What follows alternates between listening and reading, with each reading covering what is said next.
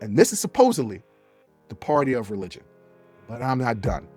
Luke 6:38. Give, and it will be given to you.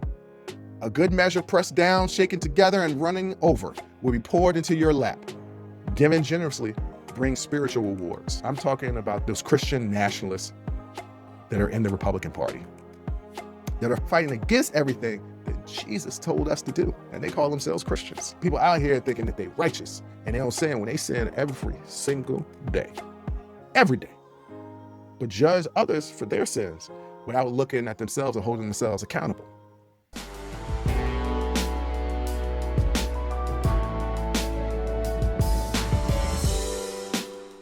Don't worry, I'm going to break it down for you. What does this mean?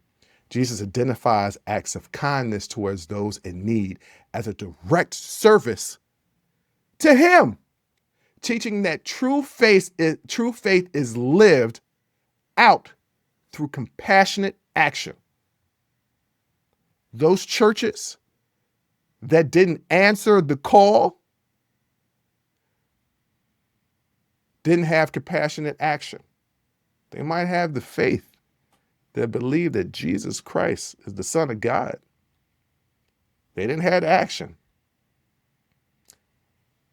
I got more. Mark 10:21.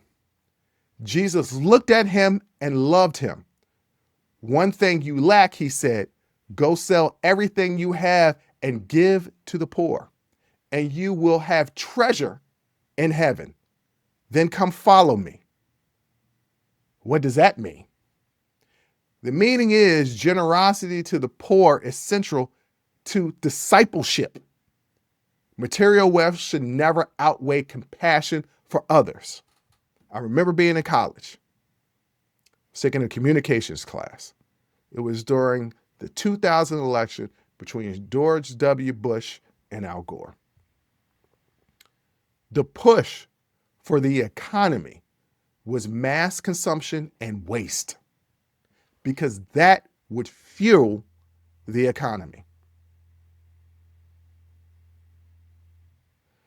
But consumption of material things and not given to the needy is direct contrast to Jesus's teachings. If we were consuming and wasting, but consuming to give to the needy, that's one thing. But we aren't. These churches exemplified that by not helping Miss Monroe get formula for her baby. It also is the same example as the Trump administration not actually fighting to fund SNAP so people could eat. And this is supposedly the party of Christianity, the party of religion. But I'm not done. Luke 6:38. Give, and it will be given to you. A good measure pressed down, shaken together, and running over will be poured into your lap. For with the measure you use, it will be measured to you. Bruce, what does that mean? Giving generously brings spiritual rewards. The way one treats others will be how one is treated. I often talk to my father. My father is very generous with his money and his time. Extremely generous. Both my mother and father have always been that way. Even if they didn't have a lot to give, if somebody was needy, they would give. And that's the reason why my brother and sister and I are the way that we are. I could have $5 to my name. But if somebody is hungry, man, let's go over to McDonald's, and it used to be $1 meal, but it's $2.50. Let's go over to McDonald's and at least get you a sandwich. It'll be $2.50. It'll be half of my money, and I only had $2.50 left.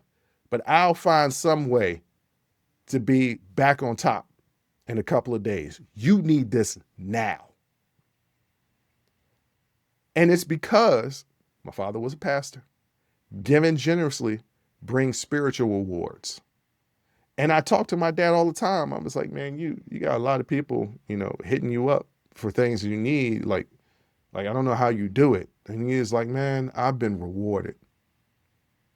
I got to give back. And that always hits me, but I ain't done preaching yet. Luke 12:33 through 34. Sell your possessions and give to the poor. Provide purses for yourselves that will not wear out, a treasure in heaven that will never fail. For where your treasure is, there your heart will be. All acts of charity are valued eternally. Caring for others reflects on true spiritual priorities. In every instance, Jesus is talking about helping the needy, not tearing people from their families, putting them on planes and sending them to prisons, not hiring Gestapo that hide their masks to round up people, not feeding people, not giving health care to people. And I'm not attacking all Republicans. I'm talking about those conservative, those Christian nationalists that are in the Republican Party, that are fighting to do everything, fighting against everything that Jesus told us to do. And they call themselves Christians. And that's what this TikTok viral thing did. It exposed them for the hypocrites that they are. There's a difference between talking a big game and action. Remember, it's faith and action. But a lot of times people play moral gymnastics, right? A lot of times people say, these people aren't worthy. What does she do that she can't afford formula? What is she going to use that money that we give to her to go buy drugs and not feed that baby? Is this person deserving of our gifts, of our help? Well, what did Jesus say about sin? John 8, verse 7. Let him who is without sin among you be the first to throw a stone at her. That's the famous one, right? He is without sin. Meaning this, everyone has sinned. Therefore, judgment towards others should be tempered with humanity and mercy. See, you got people out here faking the funk. People out here thinking that saying that they righteous, and they don't sin when they sin every single day. Every day. But judge others for their sins without looking at themselves or holding themselves accountable. That's the hypocrisy that I'm talking about. That's that moral gymnastics that I'm talking about. Matthew 7, verse 1 through 2. Do not judge, or you too will be judged. For in the same way you judge others, you will be judged. And with the measure you use, it will be measured to you. It don't matter if that person is a drug addict. Hypothetically speaking, what if Miss Monroe was a drug addict? And she's calling to give formula for her baby. There's a variety of ways in which you can make sure that baby gets the formula. But to turn your back and judge for a made-up sin that you don't even know exists, or even if you do know exists, is going against the teachings of Jesus. Matthew 9:13. This is the last one. I promise y'all, I'll be done preaching after this. I have not come to call the righteous, but sinners.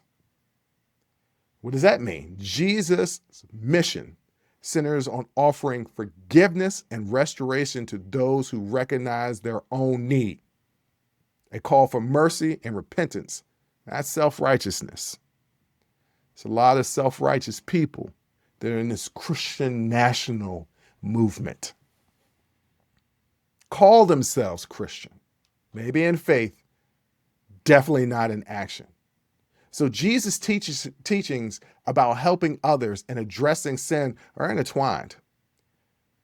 True discipleship is demonstrating both love, non-judgmental service to those in need, and awareness of others' own limitations and a need for grace.